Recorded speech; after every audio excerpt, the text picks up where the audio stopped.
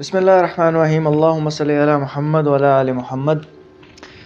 اللہ تعالیٰ کے ساتھ دل لگانے کا سب سے بہترین طریقہ یہ ہے کہ ہم دوزخ، جنت اور آخرت کے بارے میں پڑھیں اور اس کا ذکر کریں۔ یہ اللہ کے ساتھ جڑنے کا بہترین طریقہ ہے، اللہ کے ساتھ کنیکشن بنانے کا اس سے بہترین طریقہ کوئی نہیں ہے۔ لیکن ہم لوگ اس دنیا کے ساتھ زیادہ دل لگائے ہوئے ہیں اور آخرت کے بارے میں ہم بہت ہی کم بات کرتے ہیں۔ اگر آپ اپنی روٹینز دیکھیں، اپنی ڈسکشنز دیکھیں تو آخرت کے بارے میں یا تو ذکر ہی نہیں ہوتا یا بہت کم ہوتا۔ حالانکہ اصل حقیقت تو ہے ہی آخرت، اور ہمیں اس اصل حقیقت سے آشنا رہنے کے لیے ہمیشہ وقتاً فوقتاً آخرت کا ذکر کرنا چاہیے۔ آپ صلی اللہ علیہ وسلم آخرت کے بارے میں بہت ذکر کرتے تھے، خاص کر کے جہنم کے بارے میں۔ اور ایک صحابیہ تو یہاں تک کہتی ہیں کہ میں نے سورہ کاف حضور اکرم صلی اللہ علیہ وسلم سے ممبر کے ذریعے سیکھی، یعنی ممبر کے ذریعے انہوں نے سن کر اس کو یاد کر لیا، اور اس صورت میں آخرت، جنت، دوزخ اور موت کا ذکر ہے۔ ایک دن آپ صلی اللہ علیہ وسلم ممبر پر تشریف فرما تھے اور آپ نے کہا، جو سامنے صحابہ بیٹھے ہوئے تھے ان سے کہا کہ میں تمہیں دوزخ سے خبردار کر رہا ہوں، میں تمہیں دوزخ سے خبردار کر رہا ہوں۔ آپ یہ دہرا رہے تھے اور آپ کی آواز اونچی ہوتی جا رہی تھی، اور ایک صحابی کہتے ہیں کہ اگر کوئی شخص بازار میں بھی ہوتا تو وہ بھی یہ آواز سن پاتا، یعنی اتنی اونچی آواز حضور اکرم صلی اللہ علیہ وسلم کی ہو گئی تھی کہ میں تمہیں دوزخ سے خبردار کر رہا ہوں، میں تمہیں دوزخ سے خبردار کر رہا ہوں۔ تو اور تمام صحابی جو تھے وہ اونچا اونچا رونا شروع ہو گئے، یہ ان کے دل اتنے نرم تھے۔ اور ہمارے دل آج کل کے کیا ہیں کہ ہم اتنی کی اتنی باتیں اگر دوزخ کے بارے میں سن بھی لیں تو ہمیں فرق نہیں پڑتا، آخرت کے بارے میں اگر ہم ڈسکس بھی کر لیں تو ہمیں فرق نہیں پڑتا۔ اول تو ہم اس کے بارے میں ڈسکس کرتے ہی نہیں ہیں۔ تو ہمیں آخرت کے بارے میں سوچنا ہے اور آخرت کے بارے میں مسلسل ایک دوسرے کو یاد دہانی کرانی ہے۔ قرآن و سنت میں جنت اور دوزخ کا ذکر بہت تفصیل سے آیا، اور کسی اور مذہب میں آخرت اتنی تفصیل سے نہیں آئی جتنی اسلام میں ہمیں بیان کی گئی ہے۔ تو ہم جسٹ آپ کو آؤٹ لائن بتا دیں، جھلکیاں بتا دیں کہ ہم کیا کچھ ذکر کریں گے یہاں آج، کیونکہ جہنم پر ہم ایپیسوڈ کر رہے ہیں تو اس میں ہم آج اور کل میں ہم کیا ڈسکس کریں گے۔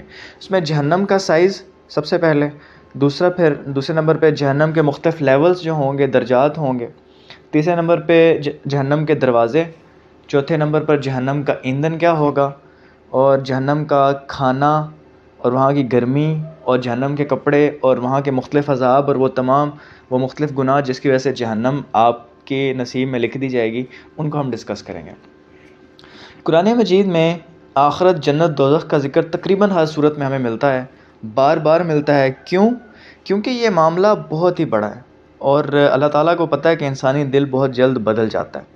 یہ پل میں تولا پل میں ماشا ہوتا ہے، ایک وقت یہ اللہ کے بہت قریب ہوتا ہے اور اگلے ہی لمحے یا اگلے ہی دن وہ اللہ سے بہت دور ہوتا ہے۔ تو ہمیں اللہ تعالیٰ نے ہمیں بار بار یہ یاد دہانی کروائی ہے تاکہ ہم اس کے دین پر قائم رہیں۔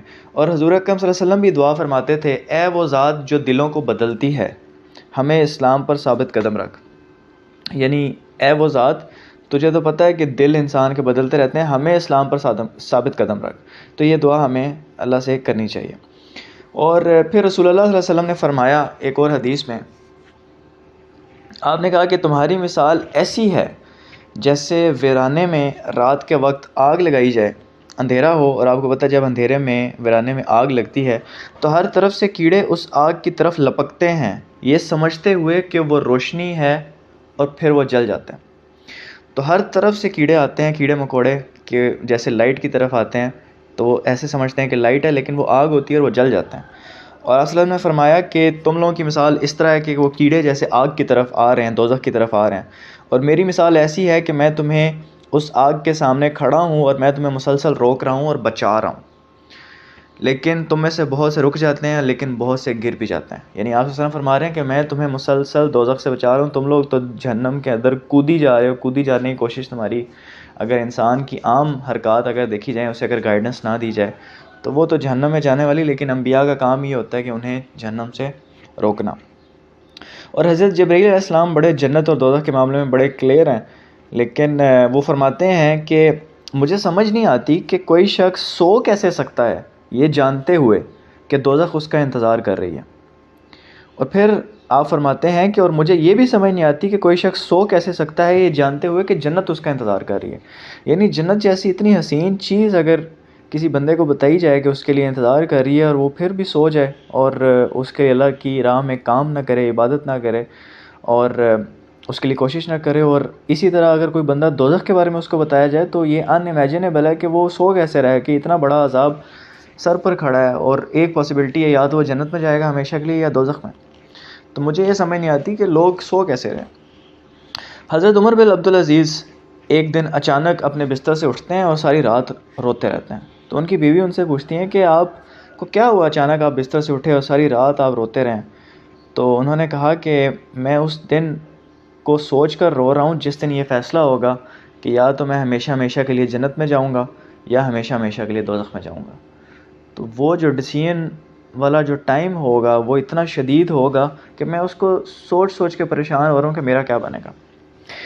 اور یاد رکھیے گا کہ ہماری روح جو ہے وہ ہمیشہ ہمیشہ زندہ رہنے کے لیے بنائی گئی ہے۔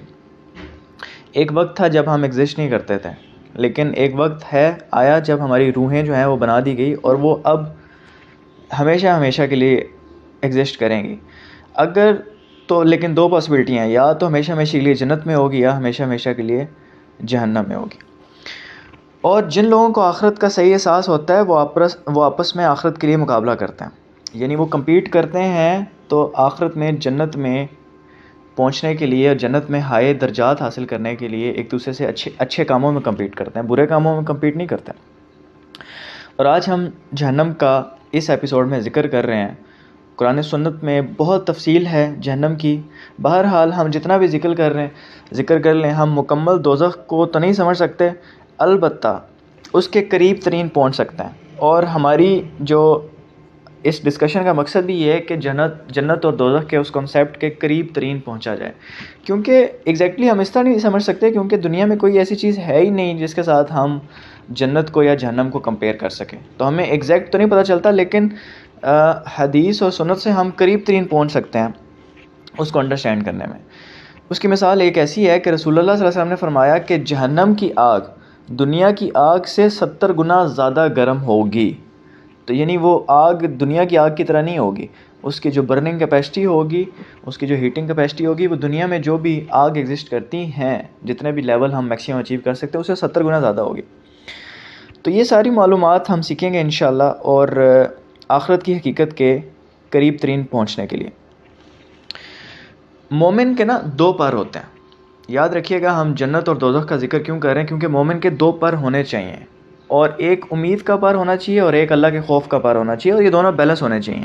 ایک پر بھاری نہیں ہونا چاہیے کہ اگر ہم زیادہ ہی اللہ سے امیدیں لگا کے بیٹھ جائیں، اور پھر ہوتا ہے اس کا نتیجہ یہ ہوتا ہے کہ ہم اچھے کام کرنا چھوڑ دیتے ہیں، برے کام شروع کرتے ہیں، اور ہم کہتے ہیں اللہ بڑا غفور الرحیم ہے، ہمارے گناہ سارے معاف کر دے گا، ہمارے سارے معاملات کلیئر ہو جائیں گے۔ تو ہم یہ بھی اللہ تعالیٰ کی جو رحمت ہے اس کو انڈرمائن کرنے کی کوشش کر رہے ہیں۔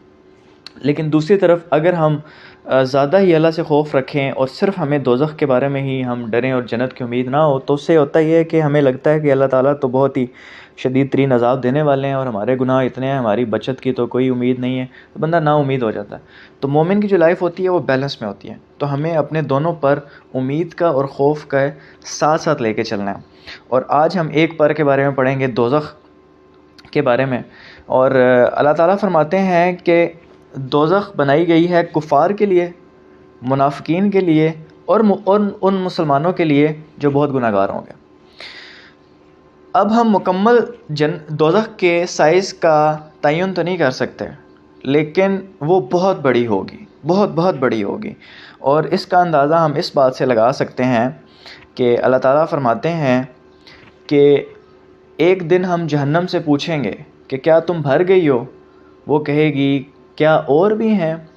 یعنی جتنی بار اللہ تعالیٰ بندے اس میں ڈالتے جائیں گے، جتنے زیادہ سے زیادہ وہ اور کہتی جائے گی کیا اور بھی ہیں، کیا اور بھی ہیں۔ تو اس سے آپ جہنم کی گنجائش کا اندازہ لگائیں کہ وہ کتنی بڑی ہوگی۔ اور ایک اور حدیث میں ہمیں جہنم کی وسعت کا اندازہ ہوتا ہے اس کی گہرائی سے۔ مسلم شریف کی حدیث ہے، رسول اللہ صلی اللہ علیہ وسلم نے فرمایا، صحابہ کے ساتھ آپ بیٹھے ہوئے تھے تو ایک آواز سنائی دی گئی۔ آپ نے پوچھا کہ تمہیں پتہ ہے کہ یہ کس چیز کی آواز ہے؟ صحابہ نے کہا اللہ اور اس کے رسول بہتر جانتے ہیں۔ آپ صلی اللہ علیہ وسلم نے فرمایا یہ ایک پتھر تھا جسے 70 سال پہلے جہنم میں پھینکا گیا تھا، اور یہ ابھی جہنم کی نچلے حصے میں پہنچا ہے، سب سے نچلے حصے میں۔ اللہ عالم کہ وہ آواز کیسے صحابہ نے سنی، سب نے، ساری دنیا نے سنی اس وقت، یا صرف صحابہ نے سنی، بہرحال جو بھی ہے یہ اللہ تعالیٰ کی طرف سے معجزہ تھا کہ دوزخ کے میں پتھر گرنے کی جو آواز ہے وہ دنیا میں سنائی دی جائے۔ البتہ اس سے ایک بات ہمیں کنفرم پتہ چلتی ہے کہ یہ ہے معجزہ تھا، اور دوزخ کی گہرائی کتنی زیادہ ہے کہ 70 سال بعد ایک چیز آپ پھینک رہے ہو، اور 70 سال کے بعد وہ اگر اس کی آواز آپ کو اس کے ٹکرانے کی، باٹم پہ لگنے کی آواز آ رہی ہے، تو اس کی گہرائی کا آپ اندازہ لگائیں کہ وہ کتنی گہری ہوگی۔ تیسری چیز جو جہنم کا سائز سمجھنے میں ہماری مدد کر سکتی ہے وہ ہے فرشتوں کی تعداد جو اسے کھینچے گی۔ مسلم شریف کی حدیث ہے، رسول اللہ صلی اللہ علیہ وسلم نے فرمایا قیامت والے دن جہنم کو لایا جائے گا، جب سب لوگ کھڑے ہوں گے تو اس قیامت والے دن سب کے سامنے جہنم کو لایا جائے گا، اور اس کی 70,000 کڑیاں ہوں گی، چینز ہوں گی جس سے اس کو کھینچا جائے گا، اور ہر کڑی کو 70,000 فرشتے کھینچتے ہوئے لائیں گے۔ تو اس سے اندازہ لگائیں کہ 70,000 اس کی چینز ہوں گی اور 70,000 فرشتے اس کو کھینچتے ہوئے لائیں گے، تو کتنی بڑی دوزخ ہے۔ چوتھی نشانی جس سے ہم جہنم کے سائز کا اندازہ لگا سکتے ہیں، رسول اللہ صلی اللہ علیہ وسلم نے فرمایا، بخاری شریف کی حدیث ہے کہ سورج اور چاند کو اس دن جہنم میں پھینکا جائے گا۔ یعنی سورج کا جو سائز ہے وہ تو ہمیں پتہ ہے کہ کتنی زیادہ جو اگر زمینیں ہیں ان کو ملایا جائے تو ایک سورج کا میس بنتا ہے، وزن بنتا ہے، تو وہ بھی جہنم میں ڈال دیا جائے گا، اور چاند بھی۔ تو یہ کتنا بڑا سائز ہوگا آپ اندازہ لگائیں۔ اس کے بارے میں مزید اگر آپ پڑھیے گا سائنس کے بارے میں، سورج کے وزن کے بارے میں، تو آپ کو اندازہ ہوگا کہ اللہ تعالیٰ نے کتنی بڑی نشانی اور رسول اللہ صلی اللہ علیہ وسلم نے کتنی بڑی نشانی ہمیں بتائی ہے۔ اچھا، کیوں ان کو پھینکا جائے گا؟ کیونکہ بہت سے لوگ سورج کی پرستش کرتے تھے، بہت سے لوگ چاند کی پرستش کرتے تھے، تو قیامت والے دن اللہ تعالیٰ کہیں گے کہ تمام معبود جن کی لوگ پرستش کیا کرتے تھے ان کو جہنم میں پھینکا جائے گا، اور لوگوں کو کہا جائے گا کہ ان کو تم دنیا میں فالو کرتے تھے، چلو ابھی آخرت میں بھی انہیں فالو کرو۔ اچھا، پھر جہنم کے مختلف درجات ہوں گے، اور جہنم کے درجات جو ہیں وہ ٹاپ سے باٹم ہیں، یعنی جیسے جیسے آپ اوپر سے نیچے جاتے جائیں گے گہرائی میں، عذاب شدید ترین ہوتا جائے گا، اور سب سے نچلے درجے میں منافقین ہوں گے۔ اللہ تعالیٰ فرماتے ہیں منافقین جہنم کے سب سے نچلے درجے میں ہوں گے۔ یہ منافقین ہیں جو بظاہر مسلمان بنے ہوئے ہوتے ہیں، لیکن اندر سے ان کا طرز عمل، اللہ کی نافرمانی، ان کی زندگی اللہ کی نافرمانی میں گزرتی ہے۔ یہ دین کا مذاق اڑاتے ہیں، منہ پہ کچھ اور ہوتے ہیں، پیچھے کچھ اور ہوتے ہیں، عمل میں کچھ اور ہوتے ہیں، باتوں میں کچھ اور ہوتے ہیں، ظاہر میں کچھ اور ہوتے ہیں، باطن میں کچھ اور ہوتے ہیں۔ تو یہ جہنم کے سب سے نچلے درجے میں ہوں گے۔ اس کی ریزن کیا ہے کہ یہ دنیا میں شو کر رہے ہوتے تھے کہ یہ مومنین ہیں، لیکن ان کے اندر جو ہپوکریسی ہے، جو ان کی جو ڈس آنیسٹی ہے، اس کی وجہ سے ان کو سب سے نچلے درجے میں لکھا جائے گا، اور یہ سمجھ رہے تھے کہ اللہ کو پتہ نہیں ہے، اور مسلمانوں کو پتہ نہیں چل رہا کہ ہم ایسے ہیں۔ تو یہ معاملہ۔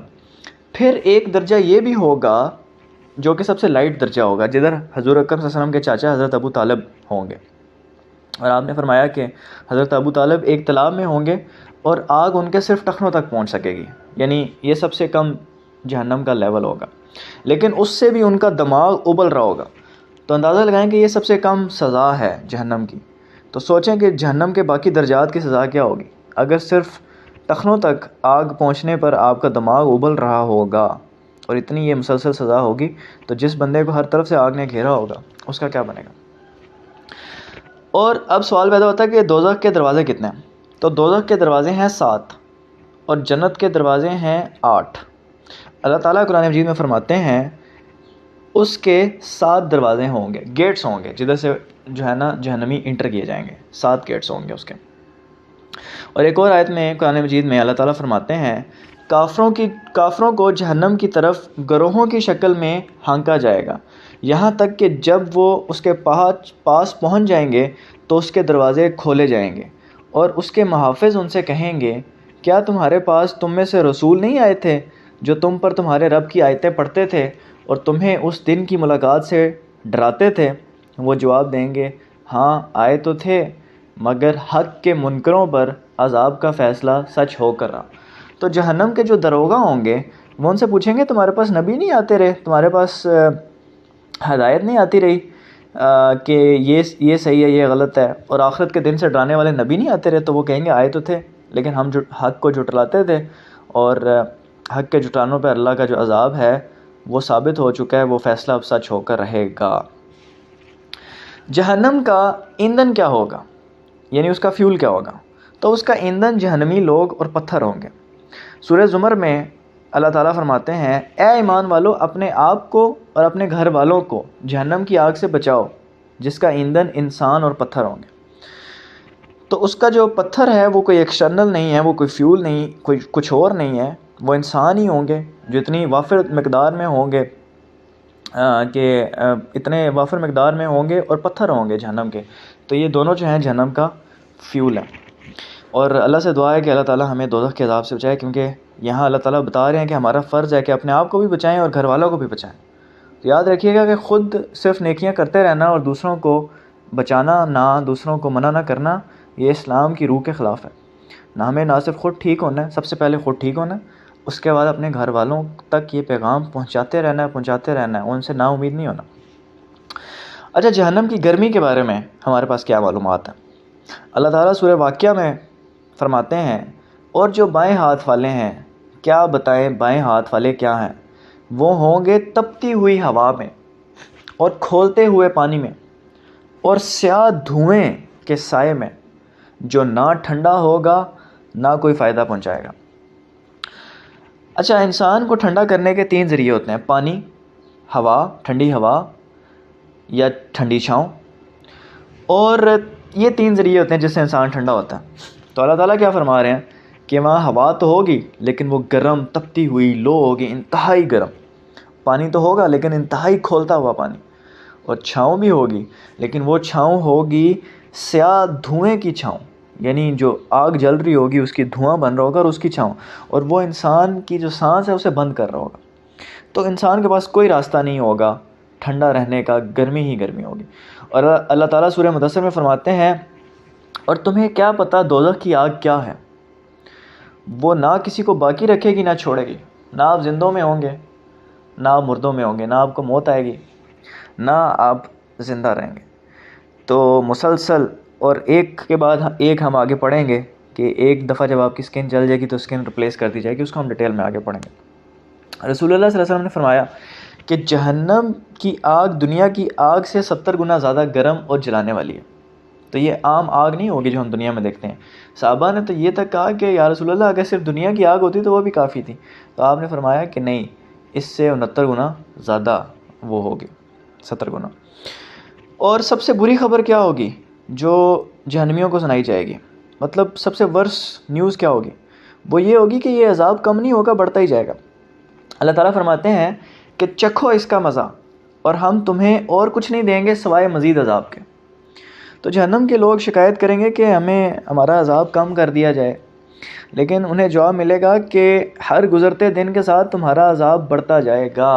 اور قرآن مجید کی یہ آیت ہمیں بہت زیادہ، ہمارا دل اس سے دہل جانا چاہیے کہ اگر ہمیشہ ہمیشہ کے لیے یہ پروسیس جاری رہا کہ آپ کا ہر اگلا دن پچھلے دن سے زیادہ برا گزرے گا، ہر اگلا دن عذاب کی شدت بڑھتی جائے گی، تو ہمارا کیا بنے گا؟ تو اللہ تعالیٰ ہمیں دوزخ کے عذاب سے بچائے۔ ہم اس کی رحمت کے امیدوار ہیں، اس سے رحمت کی دعا کرتے ہیں، اور اپنے اعمال کو بھی انشاءاللہ ہم کوشش کریں گے کہ ہمارے اعمال بھی جنت میں جانے والے ہوں۔ اچھا، قرآن و حدیث سے ہمیں پتہ چلتا ہے کہ جہنم دیکھتی بھی ہے اور سنتی بھی ہے، اور قرآن کی ایک آیت سے پتہ چلتا ہے کہ وہ سانس بھی لیتی ہے۔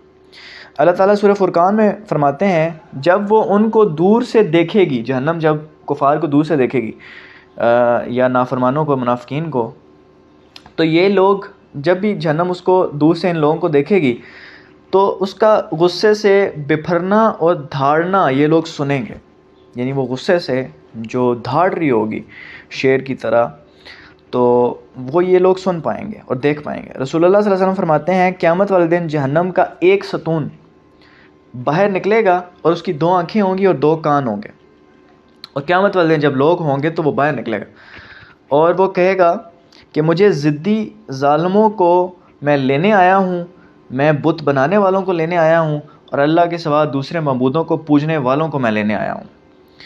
اور یعنی اس کی اسپیسیفک جاب ہوگی، وہ باہر نکلے گا، ہر پلر کو پتہ ہوگا اس نے کون سے بندے لینے ہیں اور وہ کلیکٹ کر کے ان بندوں کو لینے کے لیے انتظار کر رہا ہوگا۔ اور علماء کا اس بات پر، زیادہ تر علماء کا اس بات پر اتفاق ہے کہ جہنم جو ہے وہ ہمیشہ ہمیشہ کے لیے رہے گی۔ تو اللہ تعالیٰ سے ہم سب دعا کرتے ہیں کہ اللہ تعالیٰ ہمیں جہنم کی آگ سے بچائے اور ہمیں آخرت کی تیاری کرنے کی کوشش کرے۔ السلام علیکم ورحمۃ اللہ وبرکاتہ۔